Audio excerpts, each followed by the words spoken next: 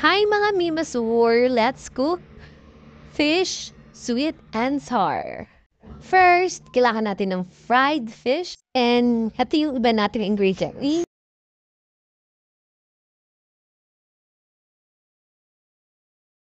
After natin magsuti ng garlic, onion, ginger, yan. Ang hingay namin, no, mga anak ko yan. Yan, mag-add tayo ng tomato. Yan, mix-mix lang natin. Pag malambot na siya, mag-add tayo ng carrots. Yan, hayaan natin siyang maluto. Mix-mix, add tayo ng soy sauce. Yan, para may lasa naman siya na may pagka-salty na kaunti. Then, add tayo ng pineapple tidbits. Halo ulit. Mag-add tayo ng Del Monte sweet. Pero okay din yung isa, yung original, medyo maasim.